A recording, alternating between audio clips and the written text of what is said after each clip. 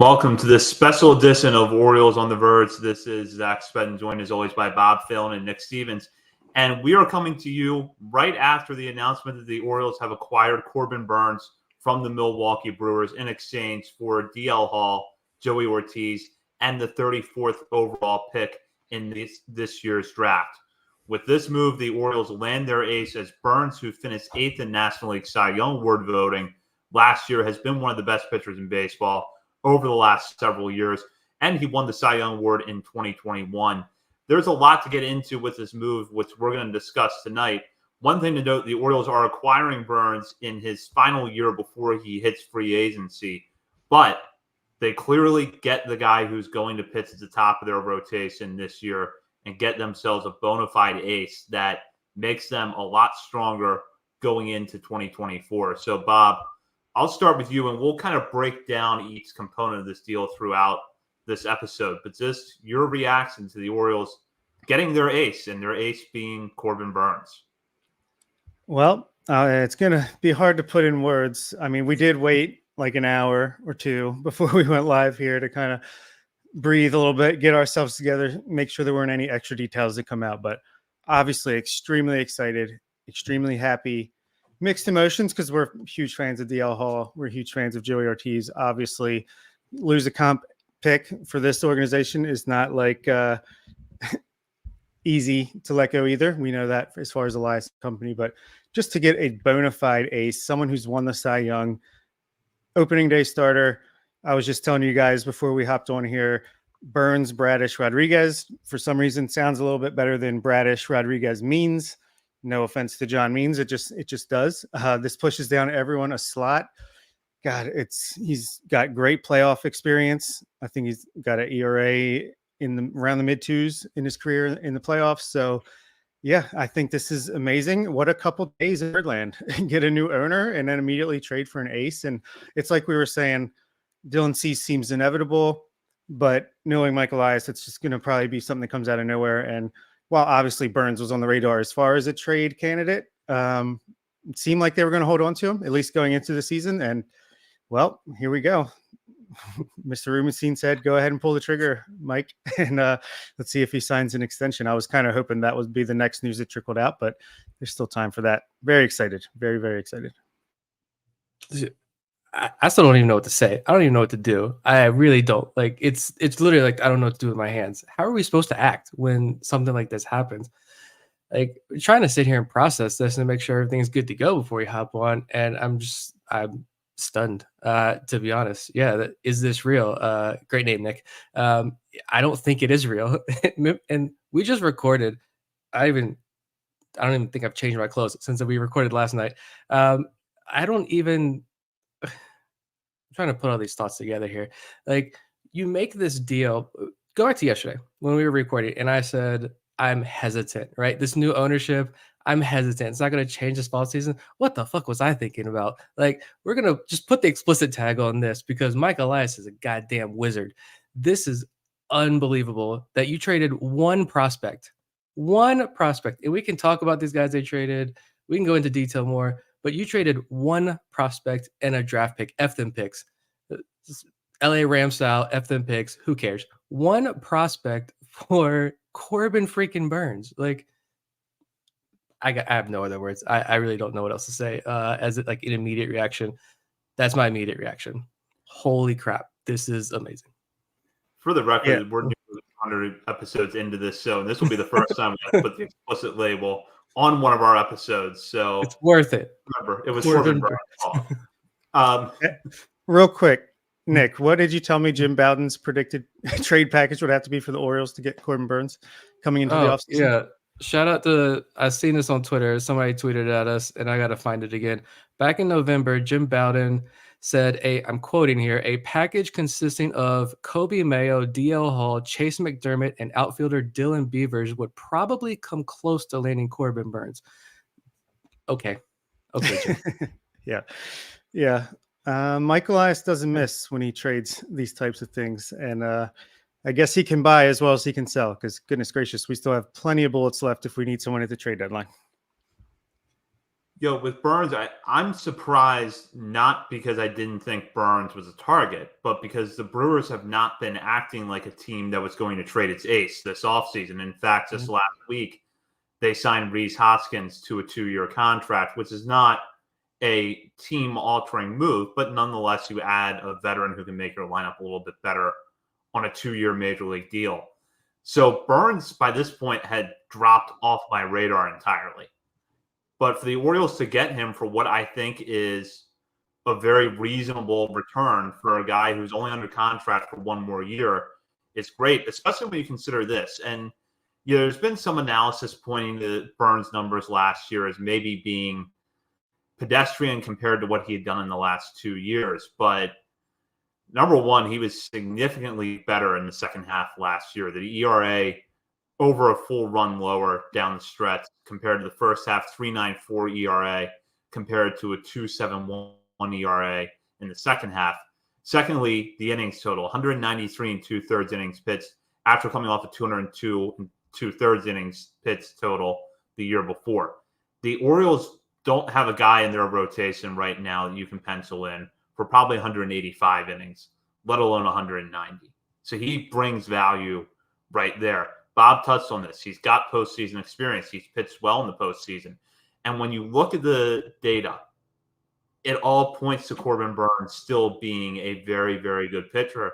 And let's face it, we know without looking at anything the Orioles look at internally that the Orioles like pitchers who have the traits that Burnes has.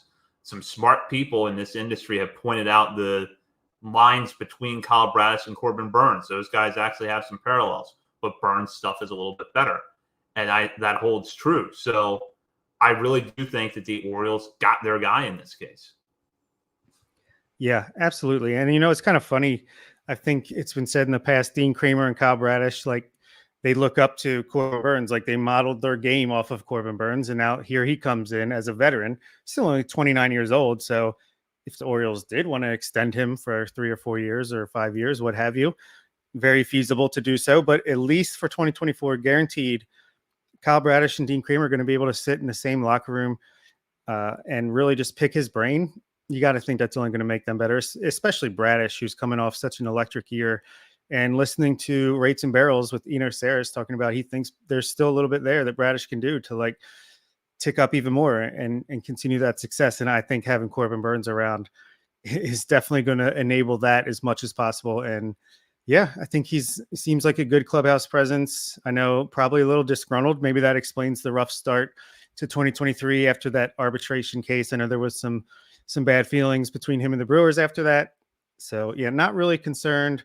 Bare minimum, this guy's going to be the Kyle Gibson innings eater while also being like Kyle Bradish stuff-wise and performance-wise. So the best of both worlds there. Yeah, who's going to replace all those innings Gibson threw last year? Corbin freaking Burnes. That's who's going to replace those innings.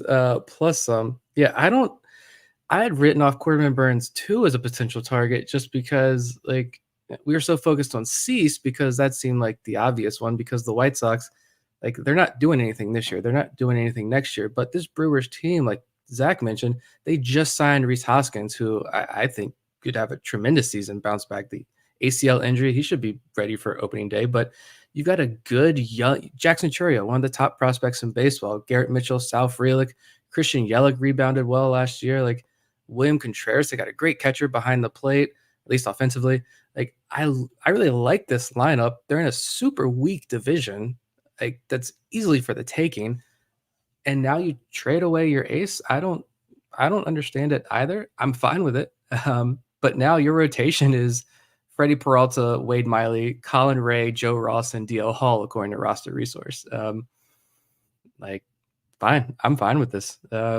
Yeah, Burnes sitting here top of the rotation. And you talk about the effects of pitching in Baltimore is going to have. I think pulling up Baseball Savant page, you could look at his Fangraphs page and the numbers. Yeah, he probably arguably the worst season of his career.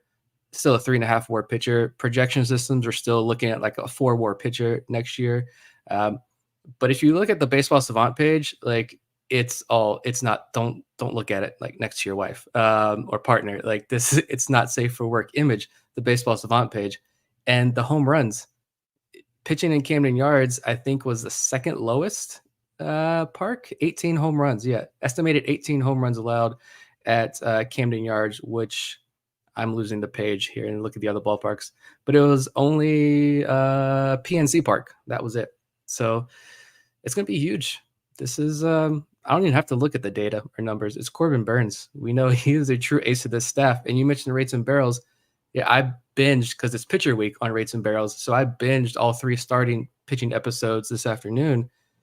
And I'm just sitting here a couple of hours ago listening to Eno Saris say that Grayson Rodriguez is a complete pitcher. He's got the command, he's got the stuff, and he sees a future ace. Well, an ace like now in the making for Grayson Rodriguez. And then talking about Kyle Bradish, like you mentioned, as someone who's going to beat the projection system. A lot of the things that he did in the second half of last season point to an even higher ceiling for Kyle Bradish. And when Eno Saris talks, like, I'm going to listen. And how we get to add Corbin Burnes on top of those 2 guys and push 2 potential Cy Young winners themselves down the rotation. Here we go. This is going to be fun. I think the 3 of us have been in agreement for most of this offseason that the Orioles were still competitive with the rotation that they had in place. You know, you added a 5th starter somewhere behind the mix of Bradish, Rodriguez, Kramer, and Means. And they're still competitive, but they're going to need help down the stretch. They're going to need help if they want to get through the postseason. I feel like that discussion changes with the addition of Burnes because now you've got that guy who's going to pitch for you in game 1. You've got the guy you want on the mound in the elimination game. So this, I think, changes. You know, there's that initial excitement of him being there on day 1 this year, but this should change the dynamic for the rest of the 2024 season and into the postseason. Yeah, I think you can give us an A+ offseason now. I was happy even after yesterday's news or 2 days ago's news. Nothing would have brought me down. But yeah, I think, you know, do they even need to look into doing anything else before opening day as far as just getting ready for the season? I think, like I was saying earlier, we have the bullets to make another move before the deadline. But what do they do now? Do they just look to kind of – it's just so many ways we could attack this. Like, how does the infield shake out now that Ortiz is gone, the bullpen now that Hall is gone? But do you look to just make a small trade like Ramon Arias or an Austin Hayes or a Jorge Mateo just to kind of make room? Maybe you trade a couple non-optionable relievers to make some flexibility in the bullpen, but you got to feel really confident about repeating as AL East division champs right now after this move. Yeah, maybe you look at the bullpen and you bring in a little bit of extra help just in case. I don't really know who's available in free agency, but yeah, there's certainly a number of smaller moves that you could still make at this point. And if you wanted to go out and make another big move, like you traded 1 prospect, so you still got a full farm system that you can make a deal, or like you roll with this. And now we just talked about yesterday when we recorded about new ownership. You already talk about the hope and optimism moving forward of next offseason being able to land big free agents. Well, now this trade proves like Mike Elias isn't prospect hugging. He's not just hoarding all these guys. It's not Sig sitting back in the office saying, no, you're not trading any of these guys because we're going to win with all of our guys. Like, they were waiting for the right deal, and this was it. You can go off and make another deal at the deadline, and gives me like hope and optimism that when this team realizes by the mid-season weaknesses are exposed, injuries happened, like this team's going to go out and make another big splashy move, I feel like. So I don't know. He's a rental, hope maybe, but we also have a new ownership for now. Like, we have a new ownership with a lot of FU money coming into the organization. Maybe an extension happens at some point. I don't know, getting ahead of ourselves a little bit there, but again, there's at least optimism that he could be a guy that gets an extension, and he's not here just for 1 year. So, a lot of extensions happen in spring training. Let's start with Corbin, follow up with Adley. Come on, Rubenstein, what do you got for us? Just keep the good news coming. Let's keep these vibes flowing. I think that I wanted to talk about that a little bit because this comes just basically 48 hours or so after we learned that David Rubenstein would be purchasing the team. I have to think the timing is coincidental, but we don't know that for sure, and we're probably not going to know that for a long time. The other thing that I sort of look at is I don't expect Burnes to sign an extension. That would have been true if he had gone to the Yankees. I do think he's going to test the open market, but now you at least have a fair shot at keeping him. Whereas before, we would have definitely, this episode was recorded a week ago. We would have said this is a 1-year rental. You got to make the most out of it that you can in 2024. Now we can at least feel like maybe there is a shot that in 2025, Corbin Burnes is still an Oriole. He gets a full year to work with Adley behind the plate, work with this young team, this great coaching staff. Drew French is like, man, I come into this situation and it just gets better. Maybe he falls in love, and maybe instead of having to overpay to get Corbin Burnes, we can just pay market value and keep him here. Or who knows, maybe, if it's not an extension, you get that 5-day window after the season, maybe something happens then. But regardless, even just say he's a rental. Sorry, hit my mic. If just say he's a rental, it's still a great trade, no matter what, just because I love Joey Ortiz. I'm happy for him. He's going to get a real shot to play every day in Milwaukee, but to lose Joey Ortiz, a draft pick, we still have 2 more in the top 30, whatever picks, 38 picks or what have you. And DL Hall, who, some people consider him a prospect, Baseball America, and some people don't, but even he was like, plenty of potential, still always going to have that potential. But we were looking at him as a 7th or 8th inning reliever this year. So I don't know. It's just, it's still hard. It hasn't sunk in completely. I'm not going to lie. Yeah. And that question there that Chris has in the chat, would he be subject to draft compensation if he walks next year? So could that be a situation where you bring in Burnes for the year, you extend the qualifying offer to him, and maybe he does go test the waters and sign somewhere else, and the Orioles just get that draft pick that they traded away pretty much back? It's not going to be that exact pick. It's going to be later in the draft, but still, that's potentially awesome. No, I think to move, even if he doesn't resign though, again, you didn't trade much in terms of prospect capital to get him for that 1 year. And clearly you're pushing the chips in, saying that this is a World Series year. It's been saying for the last, since the Orioles were eliminated, it's World Series or bust now for this team. Well, clearly that's the direction they're going now. And so even if it's only just for 1 year, you didn't overpay in terms of, I think, trade value. I don't think the Brewers were fleeced in this deal like a lot of people are saying. I think it is the Brewers got very good value for Corbin Burnes. From the Orioles' perspective, I think it is also tremendous value. It is possible. It is a win-win trade for both organizations. I'm sure if you're a Brewers fan, you're pretty pissed off and what the heck? But I think it was fair on both sides. And if it's only for 1 year, then okay. I think that's a good opportunity now to pivot towards what the Orioles are giving up in this trade. And let's focus on the players that we know are going in the deal, which are Ortiz and Hall. Obviously, who the Brewers take with that 34th pick, we're months away from knowing.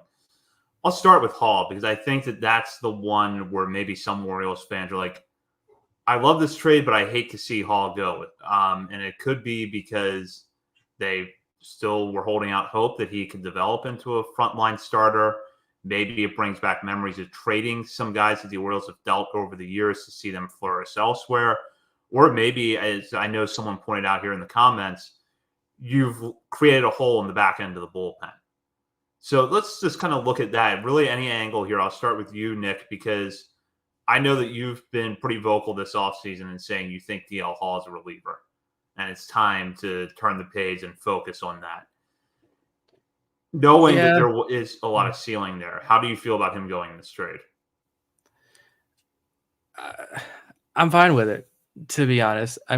Just because, yes, he could. I truly believe that his floor is a dominant late inning reliever. He's proven success already in that role for the Orioles at the major league level. And then last time we talked about Hall, I did mention though that all the emotional investment we have put into DL Hall over these last couple of years since he was drafted, the ups, the downs, the injuries, the not pitching, the velo disappearing, the velo coming back, all of this. we still have a lot of hope for DL Hall. And at the same time, there were a lot of positives. You look at the velo did come back, and the fact we talked about how, you know, he learned to better command the secondaries, work them in the zone more. Those secondaries were more effective. The fastball was playing better than ever. It's still an 80 grade fastball. There is still real potential for him to be a big league starter. There's no doubt about that. That's why, though, I think it's still a gamble. Like, there's still no guarantee that he's going to cut it as a starter. Like, there's still, I think there's a better chance, obviously, that he sticks that in the bullpen, but you're trading that away, a guy who's still not proven that he could be an everyday starter for you in the big leagues. You're trading that away for a bona fide ace, a guy who, the last 4 years has finished in the top 10, including winning the Cy Young Award. I'm 100% down with that. I love DL Hall. I love the attitude. I love the passion. I love all of it. I hope he is super successful, but I'm fine. It's Corbin Burnes, man. You got the ace. Yeah, completely agree. I mean, happy for Hall, because I have to imagine he was already preparing to come into spring training stretched out and like preparing to be a starter. I think moving to Milwaukee, especially since I assumed, honestly, if the Brewers were going to trade us Corbin Burnes, Dean Kramer would be part of the package going back, just because they seem to do that thing where they're buying and selling, where Kramer could at least give them innings. But Hall, for them, I love it. I mean, he could bare minimum be a 5-and-5 guy that has amazing starts and then some frustrating starts. But coming to the Orioles, he was a guy, a lot of people were locking him into that bullpen role. Some of us were saying, like, give him a chance to start. You never know, because if it hits, he can be really good. But I just feel like his upside was a little bit curtailed here in Baltimore, because most likely he's a 7th inning guy. You know, he's like the lefty version of the setup man with Yunier Cano potentially. And, you know, if Kimbrel faltered and he was lighting it up, he could have been the closer eventually. But now he gets to go to Milwaukee, 6 years of working with a pretty good pitching development team they have over there, and try to become a starter, or bare minimum. They made Josh Hader, so he could follow in those footsteps as well. So happy for Hall. Sucks to give him up. Seriously was excited to watch him pitch for the Orioles this year, but at the same time, like Nick said, it's Corbin Burnes, like a bona fide ace, Cy Young winner. So you got to do it. Yeah, I agree. If there's an environment where DL Hall can thrive, and that's a lot of them, but Milwaukee definitely is a place that can get the most out of Hall, whether that is as a starter, as a reliever, and as long as he stays healthy, I think that they're going to get real value from him in either position. And, you know, for this year, if they are sort of in a transition mode, they can try him as a starter, because this is not a strong division. Some things click for them. They could be in the playoffs again without Corbin Burnes. So maybe you do take that chance. I'll go now to Ortiz, though, because we've been Joey Ortiz's biggest fans for a long time. And we've been saying for a few years now, this guy is a legitimate prospect. And even very recently, we're talking about how he could fit into the 2024 Orioles. With that said, we know this organization has a ton of infield depth, and Ortiz was blocked coming into this year. So, Bob, I'll start with you. What are your thoughts on the Orioles losing Ortiz, and what kind of career do you see him having? I hate that we lost him, because I legitimately think he can be an all-star caliber shortstop, maybe not perennial, but I think he's got that kind of upside and that kind of quality. He hits the ball so hard, and he plays such good defense that literally all he would have to do is hit 240, 250 and be like an offensive force almost, because he doesn't walk much, but he hits the ball so hard. All he has to do is lift it a little bit more, chase a little bit less. And I think, you know, he's hitting over 300 easy in the minor leagues the last couple of years. So I just think the bat is way better than people think, and that glove is special. We know he can play up the middle as well as anyone. And at the same time, though, we have Gunnar Henderson, Jordan Westberg, Jackson Holliday, Kobe Mayo, Connor Norby, like the list goes on. Like, the best case for him here was kind of like that utility guy that can play all around the infield. Maybe he could play center field in a pinch. I don't know if he could ever learn something like that, but you know, I just don't know if he was ever going to be the regular shortstop here with all the infield talent that we had. I think he's the top 50 prospect in baseball, and he's behind like 4 or 5 guys. So it's pretty crazy. It was pretty tough for him here. So I'm super excited for him to be able to go to Milwaukee and play a lot. in the major leagues this year. They have Bryce Terang at second base, Willie Adames at short. So he's going to get time, second base, shortstop, third base. I'm really happy for him because I know he deserves an everyday shot in the major leagues, and now he's going to get it. But yeah, it stings really bad at the same time. Yeah, we can do our memorial for Joey Ortiz. It's well deserved. I mean, the guy entered this organization, and everyone's like, he can't hit. He can't hit the ball. He's glove. He's, is he going to get to the major leagues? I'm going to clip that comment there. I think that's all of Orioles Twitter's. I'm drunk right now. But you look at the growth, his physical growth this year. The guy came back from the pandemic that shut down 2020 season. He came back jacked.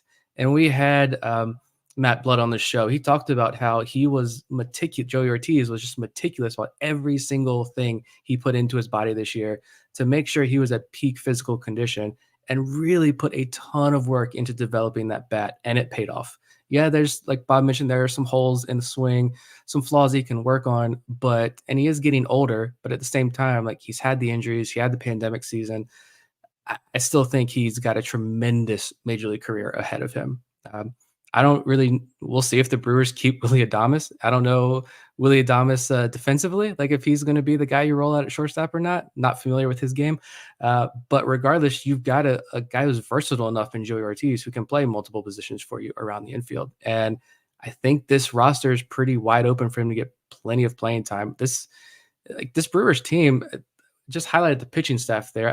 Maybe they've got an idea of another move they're going to make, but like, I love Freddie Peralta. I'm drafting a lot of Freddie Peralta right now, but is he your ace of a playoff team? Is Wade Miley your number two? 37-year-old Wade Miley going to be a strong number two for you? I don't know, but this lineup looks like fantastic for the Brewers. I really do love this Brewers lineup. It's young, it's exciting, good veteran leadership there.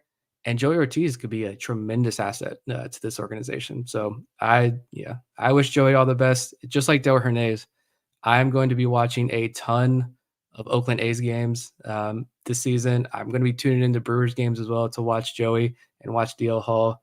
It's been fun following them. It is sad to see them go, but it's when the first major deal that we get to talk about, not like we traded Zach Showalter. Oh no, but the actual first major deal we make involves one of our guys like Joey Ortiz. It does sting a little bit, but again, it all comes back to the return was Corbin freaking Burnes, and it's a lot of fun.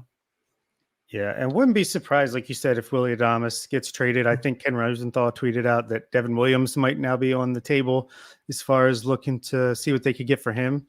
Yeah, that starting pitching rotation.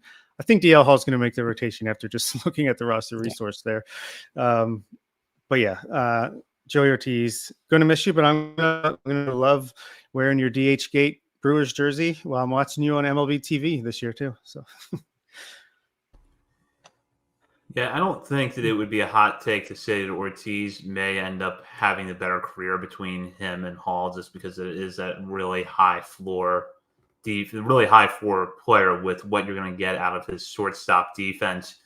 And if the Brewers do trade Willie Adames, they've got their guy that they can, I think, give the job to next year. And, he's going to have ups and downs of the bats, but I think the defense is going to be there. So this does sting a little bit, but at the same time, it's not often you have an organization where a guy like that is not even your best long-term shortstop or even your best shortstop prospect. And that was the position that the Orioles were in. So they could afford to move on from Ortiz. So I think that in that respect, it is fair to give him up. Yeah. And something else with this trade, yes, Corbin Burnes is a rental, but at the same time, he's one of the top pitchers in baseball. I mean, I'm seeing there's so many tweets out there. I can't keep up with them all. They're all amazing.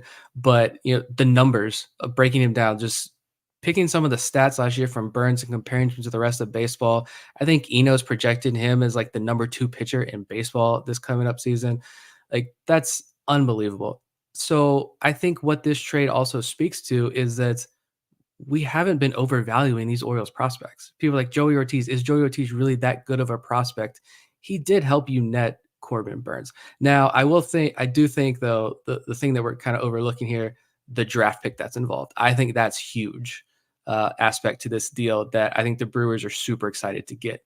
So yeah, Joey Ortiz, they're getting depending on which list you look at, a top 100 prospect, a back into the top 100 prospect. You're getting Hall, who's got starter upside and not a top 100 prospect, but still a young enough arm with plenty of upside. But just like when the Orioles made that trade, the Tanner Scott trade, the kicker was getting that draft pick turned into Judge Fabian. So I think that's also a huge piece that, again, if you're the Orioles, you've got what, 3 picks how many picks we have in the top 100 before this deal? 3, 4? You move one of them, that's okay. But for the Brewers, that's also a huge get for them. Yeah, that's definitely not something that should be undervalued as part of this trade. It was probably like, we'll give you this comp pick or Connor Norby, take your pick. And they took the pick. That's a guess, but I think the value is kind of along those lines. And yeah, the good thing is we can give up this draft pick, but we can potentially get another one back by offering him the qualifying offer if he declines it, if he doesn't extend. If he accepts it, he's back. Great. If he declines it, we get a pick back around a similar spot that we just traded this one. So I'm thinking that's what Elias and company were thinking along the lines of as far as being willing to part with this one. We still have 3 picks in the top 100 now, I think, and 2 in the top 40 at least. So, things are looking up in Birdland. We just lifted off, I think. Absolutely. And I'd add on to that this is where the importance of Gunnar Henderson winning Rookie of the Year comes into play again, because you still have that extra first-round pick to work with. Now, I think we've taken a full look at this view and a trade, and I agree with you guys. And I want to shout out Joe Doyle, who pointed out something, which is that the Brewers getting that 34th round pick, and I'll quote him here directly, that's how good small mid-market teams succeed over the long term. That's exactly what you want to do if you're the Brewers, because the 34th pick is maybe what you get for Burnes next year if he leaves in free agency. So you get that Hall and Ortiz for 1 year of Corbin Burnes.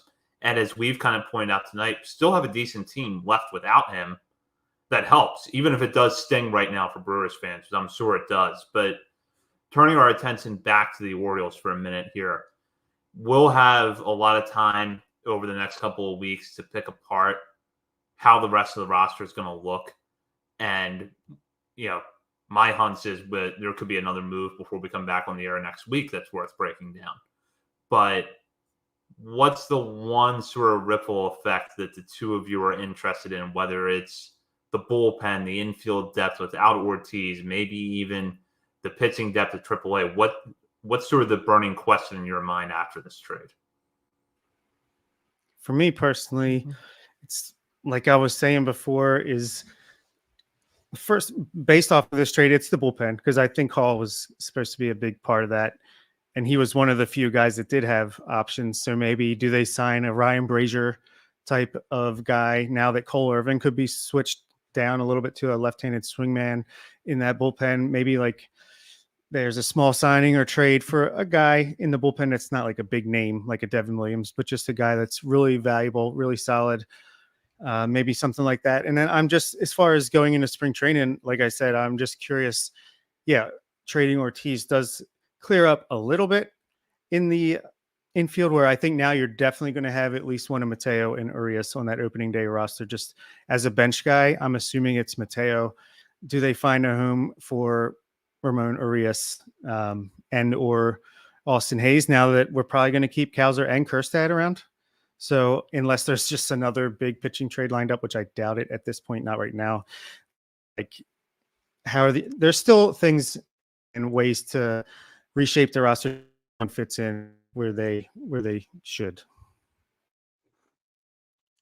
Yeah, I was gonna say, I don't know. Like, you've got the pieces to make another deal. We're riding sky high right now. Let's go ahead and make another deal. There is still like Santander, Hayes, Mullins, Kowser, Kjerstad. Like, you've still got a gluttony of outfielders here that you could part with to make another deal. I don't think it maybe happens before spring, but I also said I thought yesterday's events wouldn't change anything. I definitely think it's the bullpen as well, just because I was imagining DL Hall being in this bullpen going into next year. So you do lose that piece. And now you've still got Tyler Wells. You still got Perez. Danny Colome, Yenier Cano, Craig Kimbrell, but at the same time, like Dylan Tate, I know he's saying all the right things. The videos look great, but I'm still concerned about Dylan Tate's health. Uh, Michael Baumann, like what is the organization? How does they view Michael Baumann? He had a decent year last year. A lot of guys without options, like someone else mentioned earlier. I don't know. I think that's probably where they turn their attention next to really fortify this bullpen and make sure that it is as stone cold lockdown as it can be going into the season, because you've got the rotation that can now get you to the playoffs and a playoff worthy rotation. But this bullpen, I still do think there's a lot of pieces here, but I do still think there are some question marks that do need to be addressed. Again, the Felix Bautista thing, like that was a massive, massive, massive loss. And Kimbrel himself is not going to be able to fill that void. They're going to need more pieces. So we'll see what the Orioles decide to do with that. But yeah, shout out to my neighbor Alex Colson, who's a Phillies fan. Not a big Kimbrel fan, as might be predicted. But just running down what is in our bullpen right now, I have Kimbrel, Cano, Wells, Danny Coulombe, Jacob Webb, Cionel Perez, Mike Baumann, Dylan Tate, Cole Irvin. You could make an upgrade there, or you could trade like Baumann and Perez or Webb for someone with more options. But yeah, I think there's a move to be made there still. Yeah, I agree. I think that if you see another notable move over the next 6 weeks or so, it is going to be in the bullpen.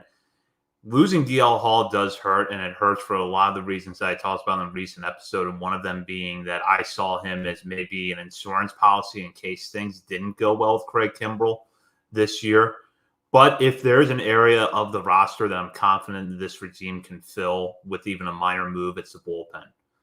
Danny Colombe's success last year, Yenier Cano. Then you go back to 2022, Cionel Perez, and he's pitched well enough that he's still in the mix 2 years later. They can find a guy to fill some of those innings. It might not have the ceiling of DL Hall, but they can find another reliever to eat up some of those innings and still be productive for you. So there is a hole there on the roster, but it's one that I'm confident they can fill. Yeah, I agree. And it might even be internally. You already got Jonathan Heasley. That's an option. They just signed Andrew Suarez. There's some potential there. A minor league deal. Obviously, Keegan Gillis. They brought back Juan Charles. Even guys like Chase McDermott, Cade Povich, Kyle Bronovich. These are guys that could be options in a bullpen as well. So, yeah. And like Texas Orioles on Twitter says, we still have a solid bullpen. And I agree. Like all these guys are super solid. Got Brian Baker has options. I know Orioles fans don't want to hear that, but it's plenty solid. And I agree with you, Zach, that they could make a waiver claim tomorrow or some minor league trade and find someone that could easily come in and help out big time in the middle innings. But yeah, not too worried about the bullpen, but I could see if there's a spot that could be upgraded, that could be one. Yeah, definitely not saying it's a bad bullpen. Just when you're comparatively speaking now, it's kind of falls down the pecking order a little bit. They did just sign Andrew Suarez. Maybe that's why they knew this trade was happening. But no, you do have Baker. It does have the option. Vespi has the option. I know Orioles fans don't want to hear this name either, but Keegan Aiken, I said before, I think the Orioles like Keegan Aiken a lot more than probably most Orioles fans like Keegan Aiken. And in terms of like just small time usage to get you through this long season, I think those three guys can provide just a little bit of value. So there's definitely some depth options available right now. But yeah, it's just the whole deal. I mean, what a night for real. I was hesitant about everything, and now I am full go. Looking ahead to this season, this team is going to be fun. This team's going to be a whole lot of fun. And it's in terms of just like baseball in general, like I said, this is a win-win trade for both teams. And I think that's awesome. It's good for baseball. Both teams are going to get success out of this. And I'm excited to watch all three guys that were traded ended up having successful 2024 seasons. Couldn't agree more. And yeah, man, if I wasn't already excited for spring training starting in 10, 11 days, at least I think the first camp start opening then, even more so now. Let's go. I'm ready. Can't wait to see the quotes. We still get to analyze the next Mike Elias presser after the sale of the team. And once the sale becomes official, we get to see what Mr. Rubenstein says at his press conference. So plenty of exciting things ahead. But man, this week, what a week. Enjoy it, Orioles fans. It has been quite the week. And good news for those of you listening to this on our main feed.